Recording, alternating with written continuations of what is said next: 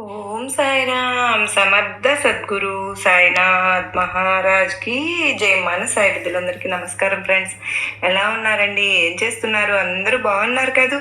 అందరూ సంతోషంగా బాబా వర్ధయ వలన ఎప్పుడు ఆనందంగా ఆరోగ్యంగా ఉండాలని, మీరు కోరిన కోరికలన్నింటినీ సాయినాథుడు తీర్చేయాలని మీ తరపున నేను కూడా బాబావారిని మనస్ఫూర్తిగా కోరుకుంటూ, ముందుగా సాయినాథుని పాద పద్మములకు ఒక్కసారి నమస్కరించుకుని వీడియోలోకి అయితే వెళ్ళిపోదాం ఫ్రెండ్స్. ఇక ఈరోజు సాయినాథుడు మనకు ఏమి సందేశం ఇవ్వబోతూ ఉన్నారు అంటే గనుక, బిడ్డ నీ గురించి నీకే తెలియని ఒక రహస్యాన్ని చెప్పబోతున్నాను. అతి గుట్టుగా ఉంచుకోవాల్సిన విషయం అమ్మా. ఆ గుట్టు అనేది నీ ఒక్కదానికి మాత్రమే చెప్పడానికి వచ్చాను. అస్సలు వదులుకోవద్దు తల్లి. దాని వెనుక ఉన్న అర్థం దాగి ఉందమ్మా, చాలా పరమార్థం దాగి ఉంది. ప్రతి ఒక్కటి కూడా నువ్వు తెలుసుకోవాల్సిందేనమ్మా. అందులో ఏది నువ్వు నిర్లక్ష్యం చేసుకున్నా సరే, వదులుకున్నా సరే, వినకపోయినా సరే, నువ్వు తరువాత ఎంతగానో బాధపడవలసి వస్తుంది. అలాంటి పరిస్థితి నా బిడ్డ అనుభవించకూడదు అని నేను పరుగున షిరిడి నుంచి పని కట్టుకుని మరీ వచ్చి నా బిడ్డను హెచ్చరించాలని వచ్చాను. మరి నీకోసం పని కట్టుకుని వచ్చిన ఈ సాయి మాటను వింటావా? నిర్లక్ష్యంతో పక్కకు పెట్టేస్తావా? నువ్వే తెలుసుకో తల్లి, తేల్చుకో బిడ్డ. ఏ కారణం చేతనైనా నువ్వు వినకపోయినా, నిర్లక్ష్యం చేసినా నీ అంత దురదృష్టం ఇంకెవ్వరికీ ఉండదు. ఎందుకంటే నీ జీవితంలో ఏం జరగబోతుంది అనే కదా ఈ సాయి చెప్పాలని వచ్చాను. అక్కడ ఒక చిన్న ఆపద ఉంది, ఒక చిన్న ముప్పు ఉంది, ఏదో జరగబోతోంది, నిన్ను ఇబ్బంది పెట్టే పరిణామాలకు జరగబోతున్నాయి. దేనికోసం అని చెప్పి నీ గురించి నీకు తెలియని ఒక రహస్యం, నీ గురించి సాయికి మాత్రమే తెలిసిన ఆ రహస్యం ఏంటో తెలుసుకోవాలని నీకు ఉంటే గనక ఒక్క 2 నిమిషాలు కళ్ళు మూసుకుని నీ గురించి నువ్వు విను బిడ్డ. అది కూడా నీకు చక్కగా ఆ గుట్టు అనేది అదేంటో నీకు తప్పకుండా విని తీరాల్సిందేనమ్మా అంటూ సాయినాథుడైతే ఈరోజు నిగూఢ అర్థం దాగి ఉన్న సందేశంతో వచ్చారు ఫ్రెండ్స్. ఎందుకు సాయినాథుడు పదే పదే అలా అంటున్నారు? ఇంతకీ ఆ రహస్యం ఏంటి, ఆ గుట్టు ఏంటి అనేది మనం తప్పకుండా తెలుసుకుని తీరాల్సిందే. ఎందుకంటే సాయినాథుడు ఎందుకో హెచ్చరిస్తూ ఉన్నారు. మనం గనక సాయినాథుని సందేశాలు, సూచనలు అందుకున్నాము అంటే ఇలాగే వాటిని ఈజీగా బయటపడవచ్చు. మనం గనక సాయినాథుని సందేశాలు అందుకుని సాయినాథుని అడుగు జాడల్లో అలాగ నడుచుకుంటూ వెళ్ళి సాయినాథుని గొడుగు కిందకు ఒక్కసారి చేరామంటే ఇలా మనల్ని ఏ ఇబ్బందులు కూడా తాకలేవండి.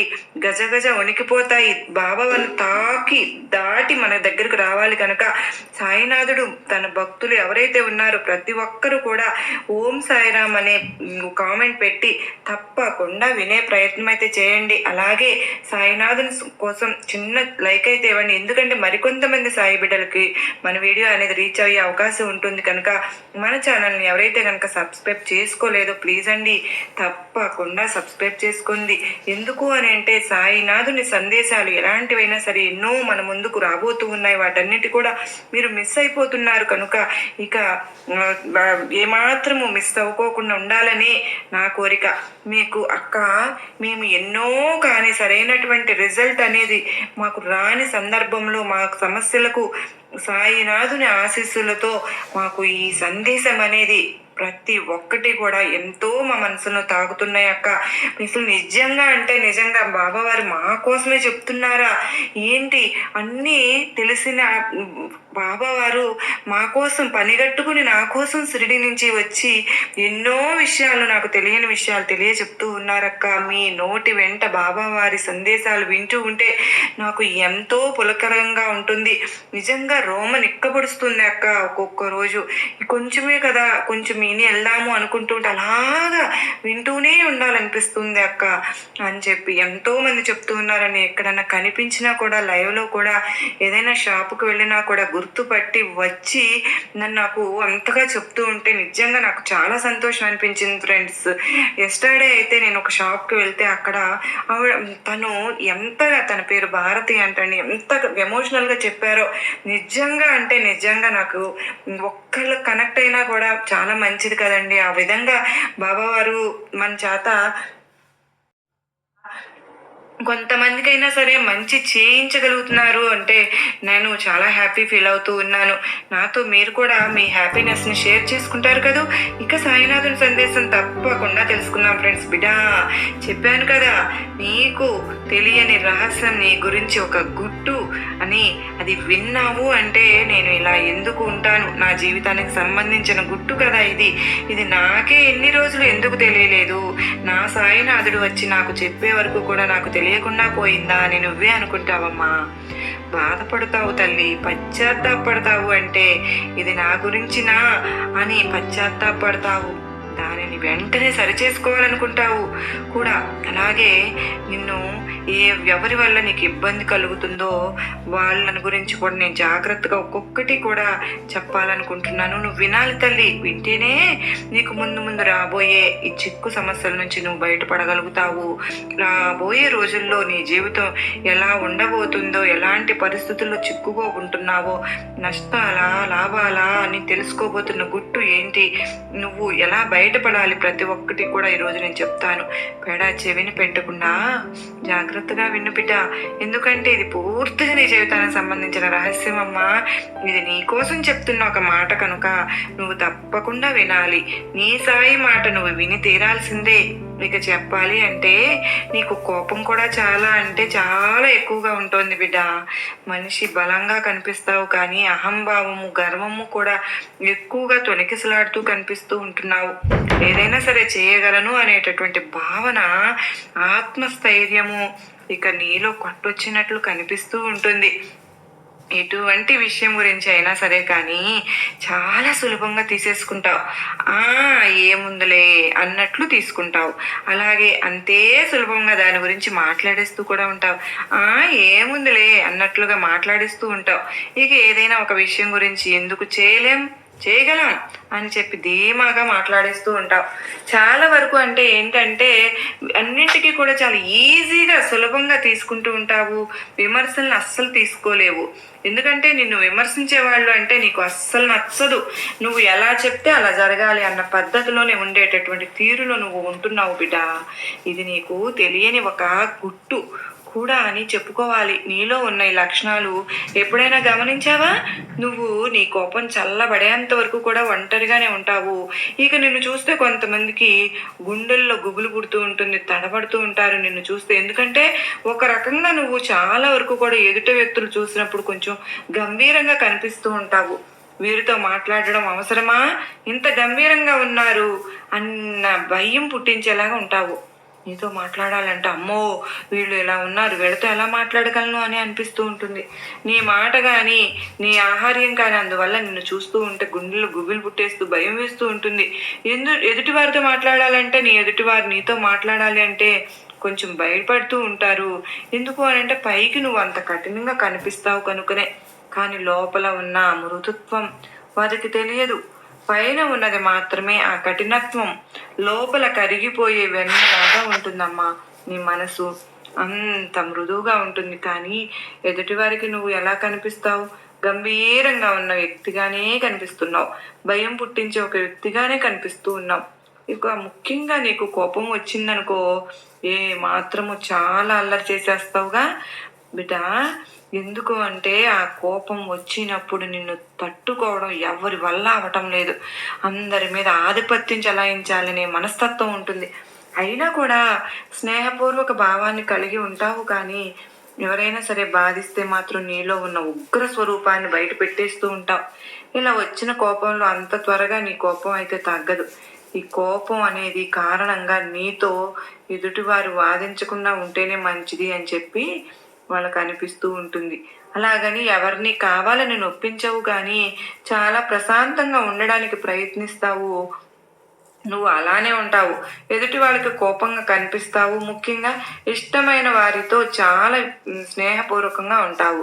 నీకు చాలా బాగా దగ్గర అయిన వారితో ఎంతో మనసుకు నొప్పిస్తే ఇక నేను నియంత్రించడం చాలా కష్టమైపోతుంది. ఎందుకంటే నా అనుకున్న వాళ్ళు, నేను ఇష్టపడ్డ వాళ్ళు నన్ను బాధిస్తున్నారు కదా, బాధ పెట్టారు కదా అని నీ మనసుకు వచ్చింది అంటే ఇక నిన్ను నియంత్రించడం చాలా చాలా కష్టం. ఎంత రచ్చ చేస్తావంటే అంతా ఇంత కాదు బిడ్డ. బిడ్డ. అప్పుడు నీ కోపాన్ని అసలు నియంత్రించడానికి అవ్వనే అవ్వదు. నీ కోపాన్ని ఆందోళన చూసి అసలు ఎదుటివారు తీసుకోలేకపోతున్నారు. అలాంటి పరిస్థితులు వచ్చినప్పుడు నువ్వు అసలు నియంత్రించుకోలేకపోతున్నావు. అయితే నీతో చాలా జాగ్రత్తగా ఉండాలి అని ఎదుటివారు అనుకుంటూనే ఉంటారు, కానీ నీలో ఉన్న ఎమోషనల్ ఫీలింగ్స్ని మాత్రం ఎవ్వరితోనూ పంచుకోవడానికి ఇష్టపడవు. నీకు ముక్కు మీద కోపం అని కాదు, కానీ కోపం వచ్చినప్పుడు మాత్రం నీ చుట్టూ ఉన్న ప్రదేశంలో ఒక రకంగా పెద్ద యుద్ధమే జరిగిపోతుందా, పెద్ద గాలివాన వచ్చి ఎలిసిపోయినట్లుగా ఉంటుందా అన్న భావనకి గురి వచ్చేస్తావు. ఎందుకు అంటే నీ కోపం ఆ స్థాయిలో ఉంటుంది తల్లి. నీకు ఇష్టమైన వాళ్ళు, నీకు నచ్చిన వాళ్ళు నీ మనసుని గాయపరిచినప్పుడు, నీకు ఇష్టం లేని పని చేసినప్పుడు అసలు నువ్వు తీసుకోలేకపోతున్నావు. ఎందుకంటే నా అన్నవాళ్ళు కదా అన్న ఒక హక్కు నీకు వారి మీద ఏర్పడి ఉంటుంది. దానితోనే ఇలా ప్రవర్తిస్తూ ఉంటున్నావు. నీ మనసులో నా వాళ్ళు కదా అన్న భావన నీకు ఉన్న ప్రతిసారి నీ వాళ్ళు అయినా తీసుకోవడం చాలా కష్టంగా ఉంటుంది కదా బిడ్డ. మరి ఈ అలవాటు నువ్వు ఖచ్చితంగా మార్చుకుని తీరాల్సిందే. ఎందుకు అనంటే దానివల్ల నువ్వు ఇబ్బందులు పడతావు, నీ వారు కూడా ఇబ్బందులు పడతారు, నీకు దూరమయ్యే అవకాశం కూడా ఉంటుంది. బంధాలను కోల్పోవలసి వస్తుంది బిడ్డ. జాగ్రత్త. నీతో పెట్టుకోవడానికి ఎవరికైనా కూడా ఇలాంటి పరిస్థితుల్లో నిన్ను చూస్తే ఇంకా తట్టుకోలేరు. కోపంతో ఉన్నప్పుడు నిప్పులు కురిపించేస్తూ ఉంటావు. మాటలు ఎలా మాట్లాడుతూ ఉంటావంటే ఎదుటి వాళ్ళని ఆ మాటలు విన్నారు అంటే నేను ఇలా కూడా బతుకున్నానా, ఈ మాటలు విన్నాక కూడా అనిపించేంతగా మాటలు తూటాలు పేల్చేస్తావు. నీ మాటల తోటాలతో వారి గుండెలను గాయాలు చేసేస్తూ ఉంటావు. అది ఎంతవరకు సరైందో నువ్వే ఆలోచించుకో. ఇక నువ్వు మాట్లాడేవన్నీ నిజాలే. ఆ నిజాలను జీర్ణించుకోలేక ఎదుటి వారికి ఇంకా ఎక్కువ బాధ, మరింత ఎక్కువ అవుతుంది. నీకు సమాధానం చెప్పలేరు, అలాగని నీ మాటలను జీర్ణించుకోను లేరు. ఎందుకంటే అందులో ఎంతో నిజం ఉంటుంది. ఆ నిజాలు జీర్ణించుకోవడం వాళ్ళ వల్ల అసలు కావడం లేదు. అందుకే నీతో గొడవ పెట్టుకోకుండా ఉండడం చాలా మందికి మంచిది అని మౌనంగా తప్పుకుంటున్నారు. ఇక నీ మొండి పట్టుదల అనేది ఎలా ఉంటుందంటే చాలా ఎక్కువగా ఉంటుంది. ఏదైనా సరే పట్టామంటే సాధించేయాల్సిందే. ఇంకా ఇంకా ఆ మొండి పట్టుదల ఉండడం వల్ల కోపం ఉన్నప్పుడు మాట అనేది కూడా నేను ఏం మాట్లాడుతున్నాను అని ఒక్కొక్కసారి విచక్షణ జ్ఞానాన్ని కోల్పోయి కొన్ని మాటలు కూడా ఎదుటి వారిని బాధ పెట్టేలాగా మాట్లాడిస్తూ ఉంటావు. ఇక చేతికి అందిన వస్తువులన్నీ పగలగొట్టేస్తూ ఉంటావు, బేభత్సం సృష్టించేస్తావు. ఒక్కోసారి కోపం వచ్చిందంటే మాత్రం అది చల్లారాలంటే చాలా సమయమే పడుతోంది. ఒక్కొక్కసారి 1 రోజు, 2 రోజులు, వారం రోజులు, 10 రోజులు కూడా సమయం తీసుకుంటుంది. ఇంకా చెప్పాలంటే సంవత్సరాల తరబడి కూడా అది కొనసాగుతూనే ఉంటుంది. ఈ సమయంలో నీకు పరస్పర అవగాహన చాలా ముఖ్యం బిడ్డ. కానీ ఆ సమయంలో నిన్ను పలకరించే వాళ్ళు లేక, మాట్లాడేవాళ్ళు లేక చాలా బలహీనపడిపోతూ ఉంటావు. ఎదుటి వాళ్ళతో నువ్వు మాట్లాడవు. ఎవరితోనైనా గొడవ పెట్టుకున్నావో ఇక వాళ్ళతో అన్ని బంధాలు కూడా అంటే వదిలేసేసుకుంటావు. ఇక నాకెందుకులే అన్నట్టు అంటే చిన్న మాట పట్టింపుకే అంత చేసేస్తావు. అలా వాళ్ళతోటి మాట్లాడడం కూడా ఆపేస్తావు. ఇది ఎక్కువ శాతం బంధువర్గంలో జరుగుతూ ఉంటుంది. లేదా నీ బంధాలు ఏవైతే ఉన్నాయో వాటి మీద ఇది ఏమవుతుంది అంటే ఈ దుష్ప్రభావం అన్నది పడుతుంది. బంధాలు, బంధుత్వాలు, బాంధవ్యాలు అన్నీ కూడా దెబ్బతింటాయి. నువ్వు 6 నెలలో, సంవత్సరము ఏ కోపం వచ్చిందో, నాకు ఇంకా కోపం తగ్గలేదు, నేను మాట్లాడను అంటే నీ కోసం అంతకాలం ఎదురు చూడాల్సిన అవసరం ప్రతి మనిషికి కూడా ఉండదు కదా బిడ్డ. నీ భార్యో, నీ బిడ్డో, నీ తల్లో, నీ తండ్రి అయితే ఓపిక పట్టగలరు. కొన్నాళ్ళు వారి ఓపిక ఉండేంత వరకు వారికి కూడా ఒక్కసారి ఓపిక నశించింది అనుకో, ఏంటి అసలు ఈ మనిషి అని వదిలేస్తే ఏం చేస్తావు బిడ్డ? ఇంకా చుట్టాలకు, బంధువులకి, నీ స్నేహితులకి అంత ఓపిక ఉండదు కదా. జాగ్రత్త. ఇలాంటి విషయాలతో జాగ్రత్త పడు. ఇక నీ కోపాన్ని ఒక రకంగా చెప్పాలి అంటే కనుక అసలు ఎంత కోపం అంటే మామూలు కోపం రాదు. వచ్చిందా ఇష్టమైన వారిని అనరాని మాటలు అనేస్తూ ఉంటావు. కోపంలో కూడా విచక్షణ జ్ఞానం లేకుండా ప్రవర్తించడం, అసలు ఎదుటి వాళ్ళు ఏం చెప్తున్నారు, ఏమి మాట్లాడుతున్నారు అనే విషయాన్ని వినడానికి కూడా నువ్వు అసలు ఇష్టపడవు. మంచి విషయం గురించి అసలు పట్టించుకోవు. వారు ఏదైనా చెప్పబోతుంటే, సంజాయిషి చెప్పబోతుంటే అసలు వినవు. నీ ధోరణిని నువ్వులో మాట్లాడేసి, తిట్టేసి, అరిచేసి వెళ్ళిపోతూ ఉంటావు. ఎదుటి వారి భావనలకు, వారి మనసుకి అసలు విలువే లేదా. నీ దగ్గర ఇంకా నువ్వు బాగా గాయపడ్డావు అంటే మాత్రం దేని దేని గురించి పట్టించుకోవా? కోపంలో చాలా ఘోరంగా విరుచుకుపడే ప్రమాదం ఉంటుంది. ఇక కలత చెందినప్పుడు అంటే బాధపడినప్పుడు ఇతరుల ముందు నువ్వు బాధపడవు. ఎదుటి వారికి నీ బాధ అన్నది చూపించనివ్వవు. నీ బాధ ఏంటో ఏది ఉందో అది నువ్వే చూపించేస్తావు. ఎదుటివారి బాధను అర్థం చేసుకోవు. నీ బాధను నువ్వు అర్థం అయ్యేలాగా చెప్పవు. ఎలా అయితే అలా బిడ్డ, ఇలా అయితే ఎలాగయ్యా కదా. నీతో ఎవరు ఎన్నాళ్ళు ఉంటారు? మాటలతో చేతలతో అసలు మామూలుగా ఉండదు. నీతో నువ్వు బాధ పెట్టే తీరు, చీటికి మాటికి ఇతరుల మీద కోపగించుకుంటూ ఉంటావు. అలాగే నువ్వు ఇంకొక లక్షణం ఏంటి అంటే ఇతరులను కఠినంగా విమర్శించడం. ఎందుకంటే ఏ విషయంలో చూసుకున్నా కూడా నువ్వు పరిపూర్ణంగా ఉండాలని కోరుకుంటావు, కానీ కొన్నిసార్లు కఠినంగా ఉంటావు. ఇకపోతే నువ్వు చెడు గుణం ఏంటి అంటే, నీలో ఉన్న చెడు గుణం ఏంటి అంటే సొంత ఆనందం ఎక్కువ చూసుకుంటూ ఉంటావు. అలా సొంత ఆనందం ఎక్కువగా చూసుకుంటూ ఇంకా ఎదుటి వాళ్ళని చూసినప్పుడు చిన్న చూపు చూస్తూ ఉంటావు, నిర్లక్ష్యం చేస్తావు. నీ అంతట నువ్వు గర్వంగా భావిస్తూ ఉంటావు. ఎదుటి వాళ్ళు ఎప్పుడు కూడా నీకంటే చాలా తక్కువ అని భావిస్తూ ఉంటావు. ఎక్కువ వాళ్ళ మీద కొంచెం నీకన్నా ఎక్కువ స్థాయిలో గనక ఉన్న వాళ్ళు మంచిగా ఉన్నా, ఎదుటి వారిని ఏమైనా మెచ్చుకున్నా పొగిడినా, నీకన్నా మంచి స్థాయిలో ఉన్నా కూడా నీకు కొంచెం ద్వేషం అన్నది మొదలైపోతుంది, అసూయ అన్నది మొదలైపోతుంది. ఇలాంటి లక్షణాలను కూడా నువ్వు దూరం పెట్టాలయ్యా, లేకపోతే భవిష్యత్తులో దెబ్బతింటావు. ఇంకా ఇలాంటివన్నీ నీలో చాలా ఉంటాయి. నీలో ఉన్న మరొక చెడు గుణం ఏంటి అంటే వేరు వేరు వ్యక్తిత్వాలు కలిగి ఉంటావు. కొన్నిసార్లు నీ ప్రవర్తన ఎలా ఉంటుంది అంటే కొన్ని సందర్భాల్లో ఎలా ప్రవర్తిస్తున్నావో నువ్వు అసలు ఊహించడమే కష్టం. ఎప్పుడు ఎలా ఉంటావు ఏమాత్రం కూడా ఎవరు అంచనా అనేది వేయలేరు. అలాగా తల్లి ఇక నిన్ను అంచనా వేయగలిగారు అంటే వాళ్ళు ఎంతో తెలివైన వాళ్ళు, అదృష్టవంతులనే చెప్పుకోవాలి. ఇక చెడు గుణం ఏంటి అంటే నీలో చాలా వరకు కూడా ఎదుటి వాళ్ళను పురుగులాగా ట్రీట్ చేస్తావు. నాకంటే అందరూ తక్కువే అన్నట్లు చూస్తూ ఉంటావు. అది ఎంతవరకు కరెక్టు, ఎంతవరకు న్యాయమైందో నువ్వే ఆలోచించుకో. ఎవరి తెలివి, ఎవరి స్థాయి, ఎవరి స్తోమత, ఎవరి అర్హత వాళ్ళకు ఉంటుంది కదా. ఎదుటి వ్యక్తిలో ప్రతి ఒక్కదాన్ని కూడా మనం గౌరవించాలి. అప్పుడే మనం ఎదుటి వారిని గౌరవం ఇస్తే మనం కూడా అంతకు రెట్టించిన గౌరవం దొరుకుతుంది కదా బిడ్డ. మనల్ని వాళ్ళని చులకనగా చూస్తే పోతే మనలో లోపాలు వాళ్ళు వెతకరా చెప్పు. మనలో అన్ని సరిగ్గా ఉంటాయా? ఏ మనిషిలోనూ అన్ని గుణాలు, అన్ని లక్షణాలు ఎప్పుడు కూడా ఒక్కటిగా ఉండవు. 100కి 100 పాళ్ళు సరైనవిగా ఉండవు. అందులో లోపాలు ఉంటాయి. లోపాలు లేని మనిషి అంటూ ఉంటారా? ఆ లోపాలను దిద్దుకున్న వ్యక్తి, సరిదిద్దుకున్న వ్యక్తి మంచి మనిషి అవుతారు. మరి నువ్వు అలా అవుతావా? అలా మొండితనంలో కోపంలోనే ఉండిపోతావా? లేకపోతే నీ వారి కోసం, నీ అయిన వారి కోసం, నీ బంధాల కోసం నువ్వు మారిపోతావా చెప్పు. నీలో ఇన్ని గుణాలు, ఇన్ని లక్షణాలు, ఇన్ని చెడు లక్షణాలు నీకు చెప్పాను కదా. నీ గురించి నీకు ఇన్ని రహస్యాలు, ఇన్ని గుట్లు, నీకు ఇంత గుట్టు అన్నది నేను చెప్పాను కదా.